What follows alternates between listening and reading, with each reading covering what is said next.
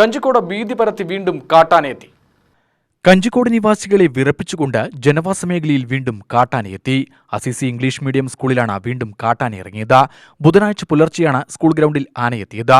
ദേശീയപാതയ്ക്ക് മീറ്ററുകൾ മാത്രം അകലെ സ്ഥിതി ചെയ്യുന്ന സ്കൂളിൽ കാട്ടാന നിരന്തരം എത്തുന്നത് പ്രദേശത്ത് വലിയ രീതിയിൽ ഭീതി പരത്തുന്നുണ്ട്. കഴിഞ്ഞ പ്രാവശ്യം ആന വന്നപ്പം നമ്മൾ പഞ്ചായത്തിൽ ഇൻഫോം ചെയ്തു, ഫോറസ്റ്റിൽ ഇൻഫോം ചെയ്തു. എല്ലാ ചാനലുകാരും ഇവിടെ വന്ന് ആവശ്യത്തിന് ഫോട്ടോ എടുത്തുപോയി. വില്ലേജ് ഓഫീസറിനെ വിളിച്ചു പറഞ്ഞു. അതിനുശേഷം ഞങ്ങൾ കളക്ടറെ പോയി കണ്ടു. കളക്ടറെ കണ്ടില്ല, അടുത്ത ഒരാളെ കണ്ടിട്ട് വന്നു. അപ്പോൾ അവർ പറഞ്ഞു 3 സെക്യൂരിറ്റിമാരെ, വാച്ച്മാൻമാരെ തോക്ക്, പടക്കം ഒക്കെ കൊടുത്ത് ഏൽപ്പിച്ചിട്ടുണ്ടെന്ന് പറഞ്ഞു.